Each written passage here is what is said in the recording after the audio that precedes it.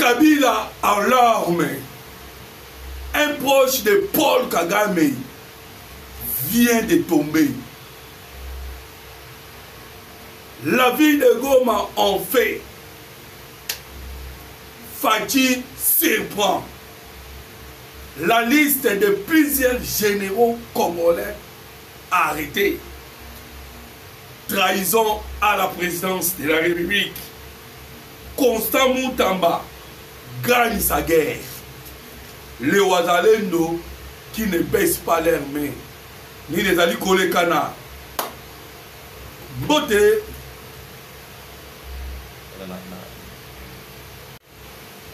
Mbote na bandeko na biso ba congolais de partout et surtout bandeko oyo ya Angola mbote na bino vous allez ebele tango so kobenga kabiso pona koluka koyeba l'actualité et la situation ya mboka Congo wana pe to bosa ite bandeko ya diaspora et surtout to allez ko insister bandeko na biso oyo bazali ko souffrir wana koloba na ville ya Goma pe ya Bukavu mbote na bino mingi. Voilà toko so na bino awana Messi les news télévision pour na comprendre la situation actuelle en mboka Congo. Ndenge to uti ko annoncer bino na sujet na biso ke Kabila aleli. Pona nini Kabila aleli okoyoka ya mwa wana kacha émission. Le président de la République, Félix Antoine Tshisekedi Tshilombo, continue de surprendre. En ce moment, il a surpris Joseph Kabila. Avec la décision, la décision qu'on a kacha émission de Congolais. Kabila qui comptait sur les officiers, qui binomoko qui réunion au qui kosalamana, Rumagabo. Il était accompagné de 18 officiers congolais au Basiba régional qui est. Mais qu'est-ce qui se passe? Parce qu'il est en larmes. Mais parce que Paul Kagame est proche de Yaouti Kolela. Aouti ko tombé. Le proche de Paul Kagame. Et c'est par là que nous avons compris que Mokozamboka, Félix Antoine Tshisekedi Tshilombo, a travaillé comme il le faut. Okoyoka les proches de Paul Kagame, Oyo Atamisi, Maya Miso, Kwei, Toko Sololango Bandeko, Ndenge na Uti Kolo Bandeko, la ville de Goma est en feu. Bandeko Abenginga est partout pour que Bayeba. Moto ezali kopela en ce moment na ville à Goma. Vous allez moto nini toko solo lango et on va vous montrer comment les Ouazalendo oyo bazali ko baisser leur mainté par rapport à nini, par rapport à devant l'installation de l'empire Imatuti. Voilà bandeko ya ko solo ezali tellement mingi. Toko partager les bino pendant le quelques minutes. Kabila en larmes bandeko bana mboka Congo. Kabila qui se présentait le Kola, il est un Katangé. Et par là, a recruté qui va Katangé et Belé. Ouais, coach qui va mon armée. Et qu'est-ce qu'il a fait bandeko? Alors que tous ces Katangé a commis ça qui va mon généraux. Alors que nakokomisa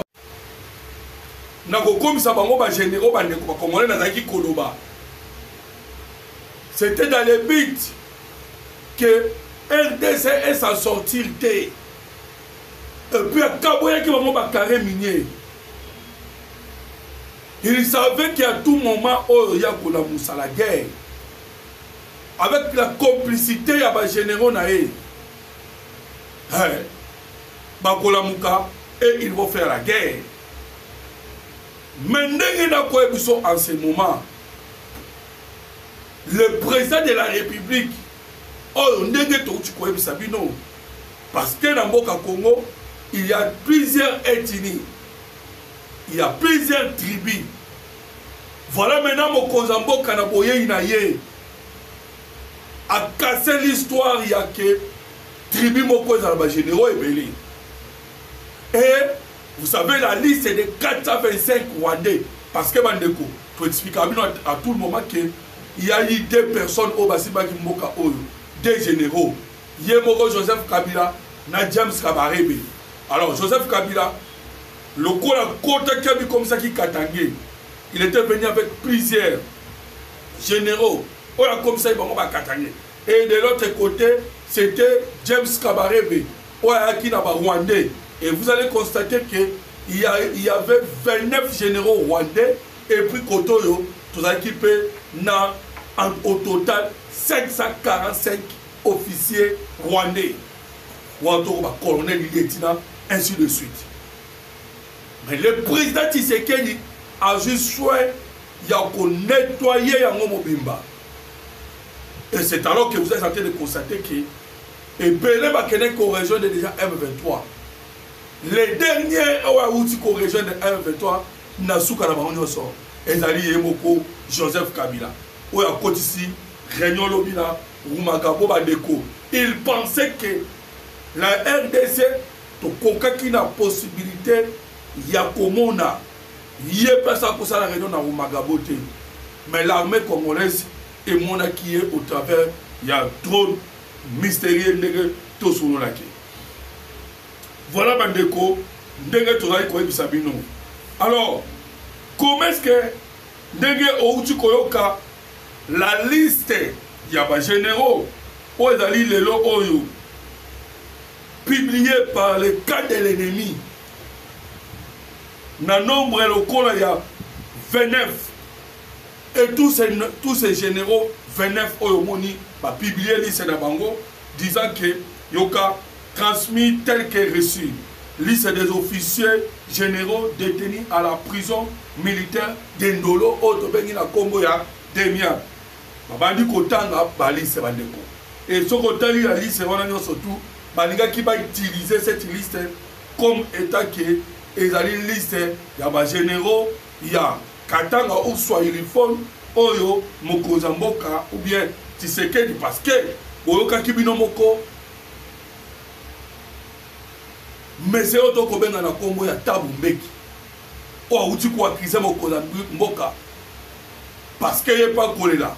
C'est le sujet qu'on va aborder d'ici là. Il y a un côté Sama, il m'a mis en ce moment Oyo. Parce qu'il a perdu les intérieurs au basé pour Mboka Congo. Et voilà maintenant, ils ont travaillé pour donner la liste.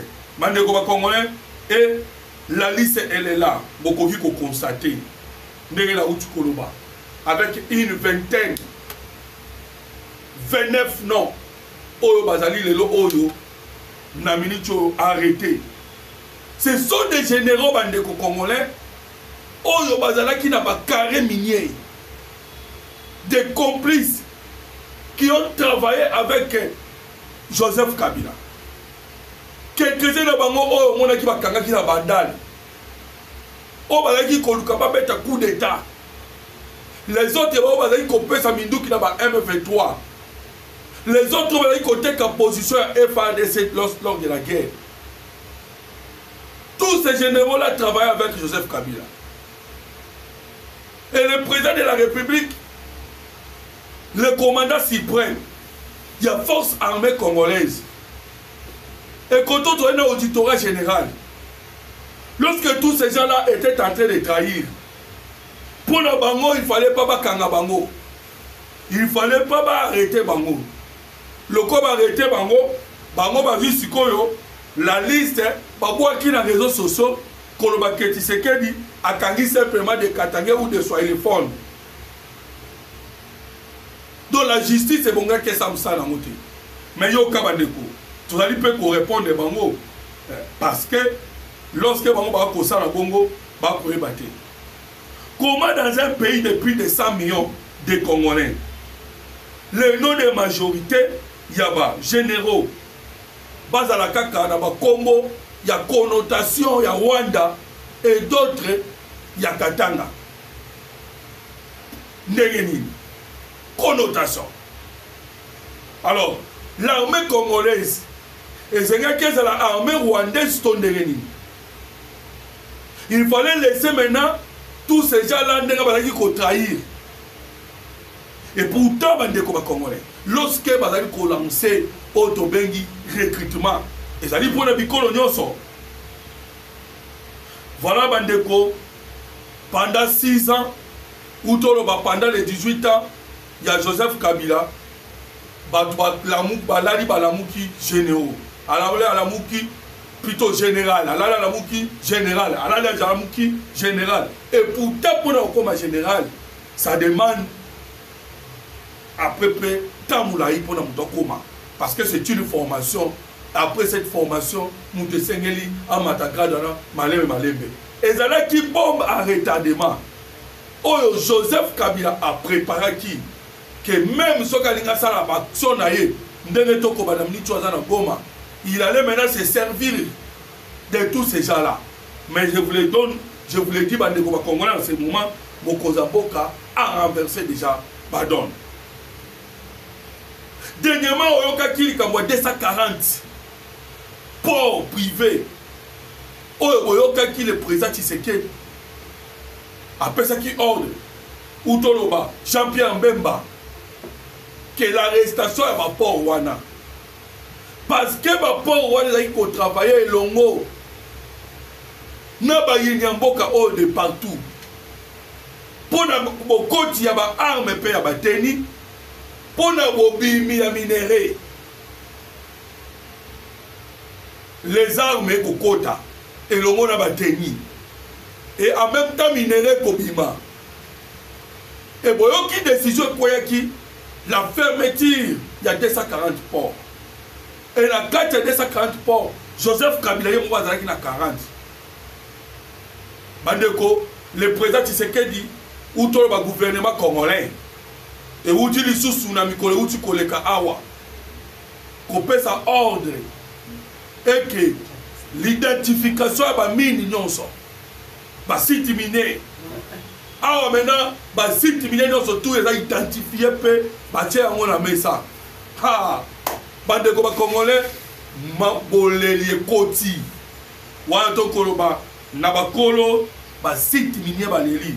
Entre autres, to koloba, Monsieur Oyo, Nakomboya, Tabumbeki. Au Koyo, quand la déclaration Tabumbeki, c'est là que vous allez comprendre que Tabumbeki a kokumisa M23 Bandeko. Là, on ne comprend pas ce mot que outil. Et vous savez qui est Tabumbeki? Tabumbeki n'est pas Oyo, Basalaki 1+4. Et ça qui Tabumbeki. Tony Blair na Grande-Bretagne. Clinton na wakuna na États-Unis d'Amérique. Louis Michel na Europe. Ah, Bandeko. Mboke uti musika. Mboke zalaki na koma. Yo moko tala na le longwa batouana o bazaki fabrication à Joseph Kabila. C'est eux qui ont fabriqué Joseph Kabila. Vous savez que Louis Michel Azouaka Joseph Kabila, son nom a tambour partout. Et il suffit simplement autant la Yomoko, la photo, il y a Joseph Kabila. Je pense que vous avez la photo, là, wana okomo na Yomoko, humiliation oyo, tozu na mboka oyo. Lorsque Bayakina, Joseph Kabila, a wana mboka Congo, c'est une humiliation. Au Basaki, Bandeko Congolais, je pense que photo ngo, na invité ceux qui zali, Pembeli, na koma na kotali sayo. Ce monsieur-là, on nous a mis à genoux pendant 18 ans. Le lot même allait à Tundu. On a tourné dans renseignement, puisque depuis il y a un renseignement. Je sais qu'il a travaillé le monde à Joseph Kabila. Mais aujourd'hui, il vient nous dire qu'on nous a humiliés pendant 18 ans.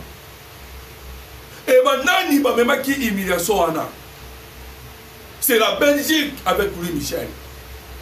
C'est les États-Unis d'Amérique avec Clinton. C'est le Royaume-Uni avec Tony Blair. C'est l'Afrique d'ici avec Tabumbeki. Obasanjo, ou en Nigeria.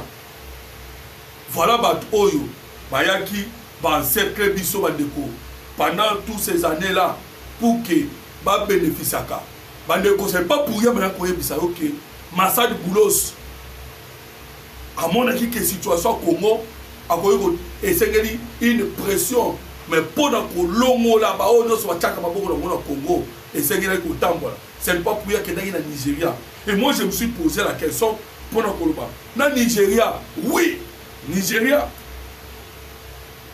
le président Tinubu ya Nigeria qui même pas Macron pour le dossier ya Congo comprenez-vous que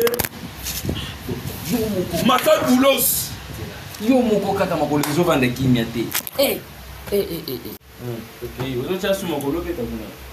Massad Boulos bandeko ba congolais atambolaki na ba pays wana c'était parce que tous ces pays là maboko na bango ezalaka na Congo a mokonzi mboka frappé dossier ba minéraux congolais boyokaki nanu ba décision makasi o azwaki azuna décision ya kokanga ciel ya Congo envers l'entreprise ya Rwanda o boyokaki lelo Qatar aleri et le Qatar commence à faire pression à Rwanda parce que l'entreprise na bango e côté sur mbongote azui décision et le monde américain ya ko bloquer l'or oyo ba transformer à niveau ya Rwanda.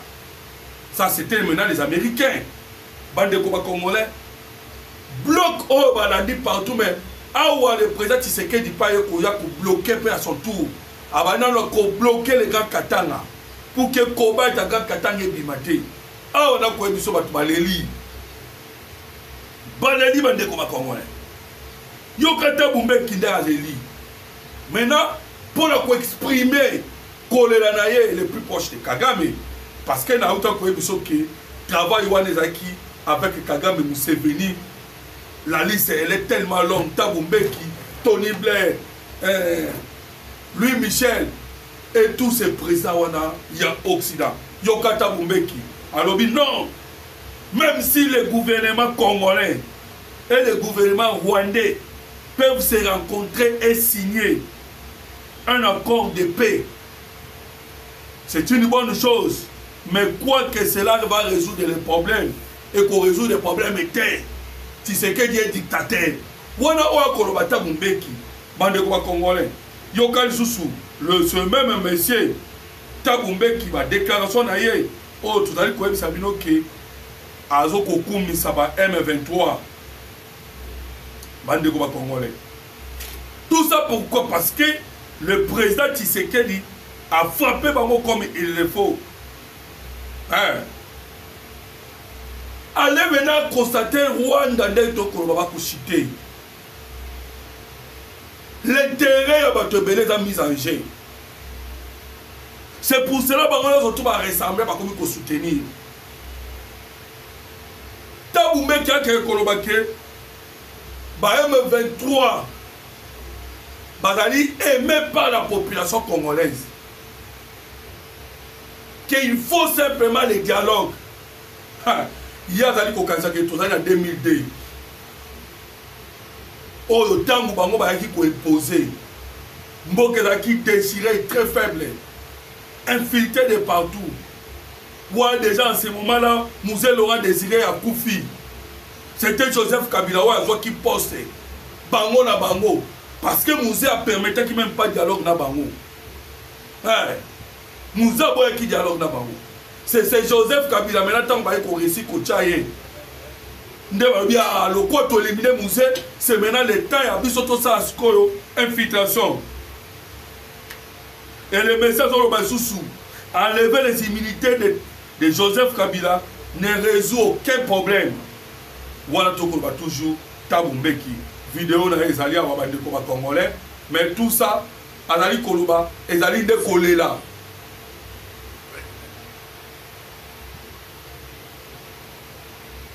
Le problème à ma vie on va perdre des. Tu sais qu'il a bloqué tout leur intérêt parce qu'ils n'ont pas profité. Pour ton koloba na est en Boka Congo. Tellement que mon Kozambo a bloqué bango. Voilà pourquoi en ce moment Bassine Mayeli. Mais tout ça il connaît Sabino. Pourquoi Joseph Kabila aujourd'hui est à l'est du Congo? Qu'est-ce qu'il est allé faire là-bas, Bandeko? Joseph Kabila, ils veulent maintenant mener qu'on crée trouble, qu'on compromettre la signature de l'accord entre la RDC et les États-Unis d'Amérique. C'est ce que Joseph Kabila est en train de chercher. Alukandengeni bacha trouble. Signature et signamete. Et vous allez constater que Makambo comme il constate à 30 jours. Des grandes décisions à 30 jours. Kabila est le gros joueur. Ouais, continue à côté de la taille. Ya. Minito Baba Kisaka. Na match. De sorte que Ameka pour renverser ma donne parce que Paul Kagame a Kopola. Et Bele bande quoi congolais.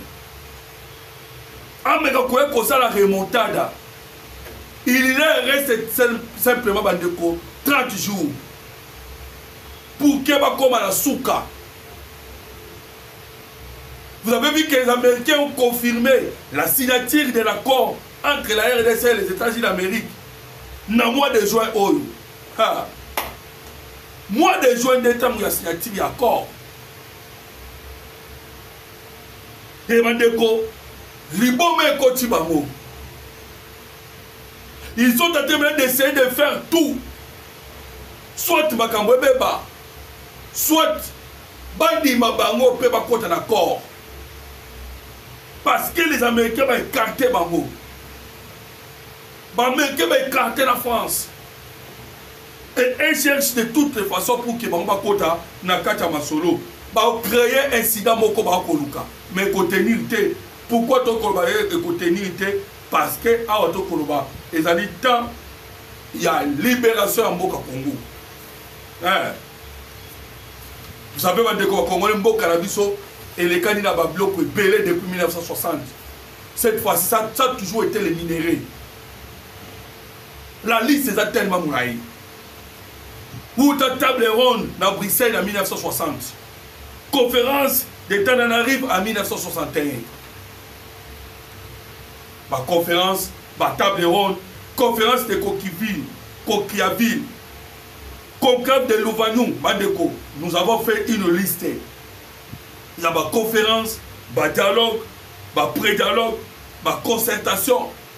Route en 1960, Toekokoma en 91, conférence nationale souveraine, concertation des CL 1 et 2, palais des membres 1 et 2, conclave des palais de la nation, voilà, dans 93, dans 99, accord de Lusaka, voilà, avec le musée Laurent Désiré Kabila.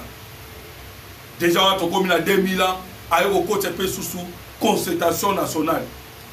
Pré-dialogue de Gaborone 2001. Pré-dialogue d'Addis Abeba 2001. Dialogue inter-congolais dans San City 2002-2003. Concertation nationale. Bandeko. Toute cette liste aux Alikomona. Ça a été une liste. Il y a manipulation, il y a Occident. Même Batoube en 1990. Objectif faisant Kamoko. Oh non, il y a division entre vous. Et cette division pendant où tu es belge. Ils savent que les Congolais dans un pays Mokoya, qui Donald Trump dernièrement, qu'on louait la RDC. En disant que vous avez un pays immense, un très beau pays, très riche. Voilà Donald Trump pour témoigner. Voilà maintenant il vous divise, il nous divise. Et il nous ment pour que tout le monde soit là. Dialogue entre nous. Et dialogue, dialogue non c'est salama. Et dialogue toujours dans l'imposition, il y a des occidentaux. Il y a accord de Saint-Sylvestre. Ou bientôt il y a accord de lobby Oyo. Il y a un pacte social, il y a un SSC 5. Il y a la main de la France pour le ciment. Il y a aussi la main des multinationaux dans Simawana. Ouais. Voilà maintenant, comme Congolais, le seul processus où ils ont pour promettre, et c'est Washington. Parce que à Washington, bazali ko traiter cause profonde ya conflit na biso. Cause profonde ya conflit eza na gouvernance te. D'abord c'est la division ezali kobotama na nsima ya pillage. Parce que na Congo tobandaki na nini? Tobanda na caoutchouc na cuivre. On a commencé à tuer les Congolais ou tabablo quoi dans ce rôle-là. Caoutchouc, cuivre, cobalt, le lot coltan. Et les causes profondes, c'est les minéraux. Et voilà maintenant lorsque tu as signé l'accord entre la RDC et les États-Unis d'Amérique, bah on va perdre complètement. Et ils ne veulent pas que tu Mawana. Et qui se on vient de tracer Congolais une situation de la ville de Goma en fait. La situation est une situation moko insupportable, catastrophique. Voilà na niveau ya Goma. Comment vous avez annoncé le niveau à titre Nabiso. Le M23 bazali ko mema kotali sa situation le quoi bien et pourtant la situation est bien té. Yoka Amnesty International a outil comme missal document. Les M23 tuent. Les M23 torturent. Les M23 retiennent des civils en otage dans les lieux de détention aux nouvelles enquêtes. Il y a Amnesty International. Bazali Kotali sana document on va commis. Ndengeni ni ba M23 soutenu par le Rwanda. Bazali Koboma. Bazali ko torturer. Bazali ko ça des actes violents des droits internationaux humanitaires. Oh, vous allez comment on a toutes ces actions. Documents, on a voulu vous les lire. Quelques déclarations. Il y a Amnesty Koloba. Les déclarations publiques du M23 concernant le rétablissement de l'ordre de l'Est et de la RDC. Ils allaient masquer la façon ignoble dont ils traitent le détenu. Ils punissent avec brutalité ce qu'ils considèrent comme des opposants et intimident les autres. Des autres que personne n'ose contester. Pour la contestation, c'est brutalité, tuerie, massacre, torture. Et donc, comprendre que quelques Congolais, il faut soutenir le message qu'on nous a infiltré ici pendant près de 20 ans. Hippolyte Kanambi. Mais dans la déclaration au monde des Congolais, il y a des hauts fonctionnaires, il y a Nations Unies, au Congo, il y a une déclaration. Et le monde a notre envoyé. On a un niveau, il y a conseil de sécurité, ou tout le monde.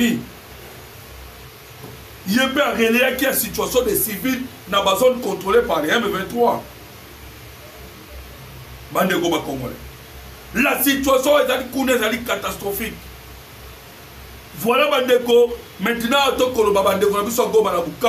vous allez en direct. Bolenda. Dans un mois, awa. Il n'y a que 30 jours. Oh, il y a signature et signalé. Et vous allez constater que la RDC a commencé à attaque. Je me suis dit que nous RDC est lancé à guerre. Mais pour que nous avancions dans le Koyoka, témoignage à moi, il a témoigné. J'ai vu un homme qui était fusillé. Voilà un témoignage. A déclaré un ancien détenu à Goma.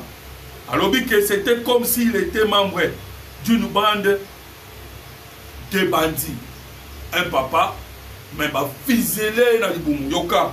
Alors les M23 lui ont demandé où il gardait des armes, où se trouvait un tel ou un tel. Ils lui ont tiré dans le ventre et dans les bras droits au niveau de l'épaule. Vous comprenez maintenant? Oh la question est telle. Le messieurs a mis tel tout. na libumu pe na loboko. Vous avez maintenant vu que libération Oyo, Joseph Kabila Bakoloba. Ouais, document, il y a amnistie. Okoloba, Moutokoloba, il y a pouvoir en place. Mais non, on a ONG. Yoka Zundeko, les Congolais ne savent que trop bien la cruauté du M23. Ils continuent de vivre dans les misères car les acteurs internationaux se montrent complaisants, attendent patiemment un accord de paix alors que la population continue de subir la brutalité du M23. Voilà Bandeko, c'est avec ces gens-là que la France a Kosenga, na biso to sa nini, to dialoguer, les gens qui tuent nos frères. Bato ba kosa de brutalité, ba kosa de massacre, bazali ko violer les droits de l'homme. Et la France nous demande de dialoguer na bango. Ça ne va pas passer dans le Congolais. Et qu'on est catin. Et vous allez comprendre que le président Tshisekedi tire mokola lelo. N'a pas tiré que le dialogue avec le M23. Attends mon colombo t'a tiré le condiment. C'est ça la situation qu'on a en ce moment. C'est pas pour y avoir Joseph Kabila.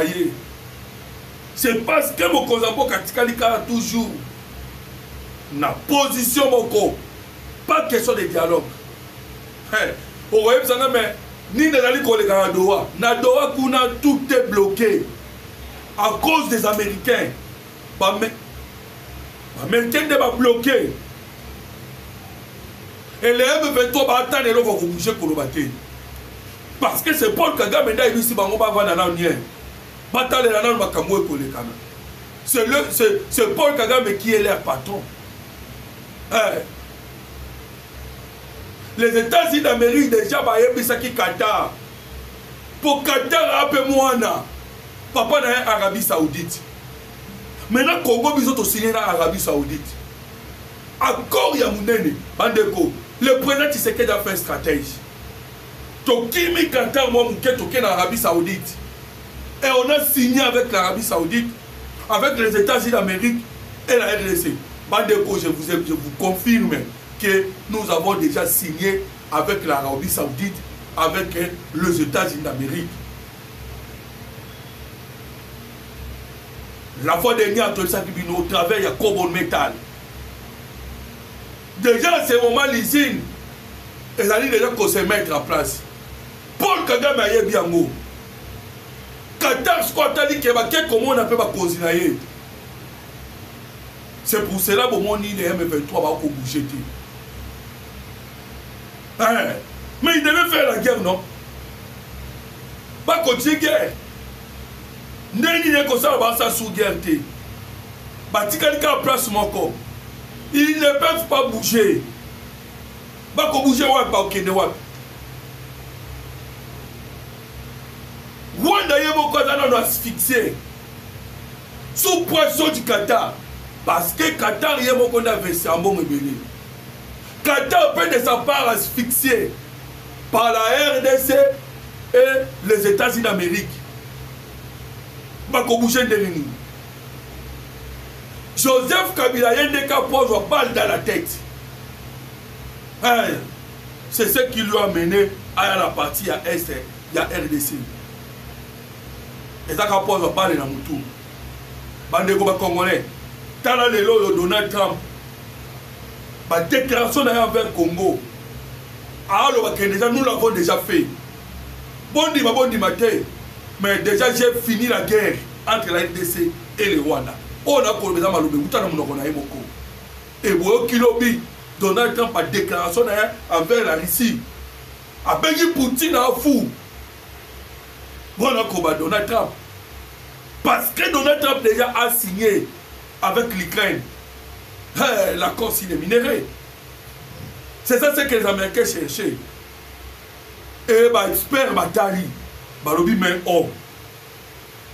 Dès Donald Trump a commis qu'on tenir un langage plus dur que Joe Biden. jusqu'à un point abengi Poutine fou. C'est comme ça les Américains. C'est comme ça Donald Trump.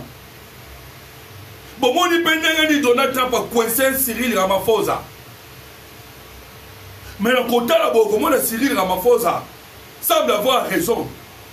Oui, il semble avoir raison. Mais tellement que Cyril Ramaphosa a coincé à 2 points. Son attaque envers l'Israël peut attaquer Nenga Kotina BRICS. Et na BRICS, ils vont lutter contre l'Occident, particulièrement les États-Unis d'Amérique, parce que les BRICS, il y a dollar. Pour Donald Trump, c'est la colère.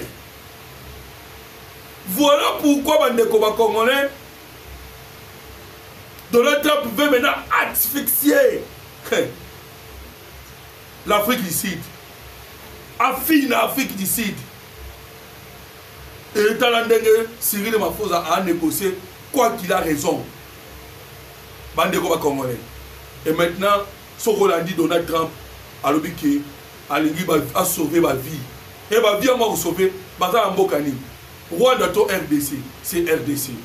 Voilà pourquoi vous allez voir que Donald Trump a causé de tout possible pour contre la RDC. Et ceux qui Kagame a s'entêté, ou Joseph Kabila s'entêté, Nandege Bakoluka Basa Bagé, Batia la Biso Empire Imatuti, ils auront chaud, vous allez neutraliser. Voilà les Congolais, et allez qui est qui partager la bino awa. Na merci les news makamotali mboka Congo mboka na bino mboka na biso. Aimez notre émission et partagez que Dieu vous bénisse.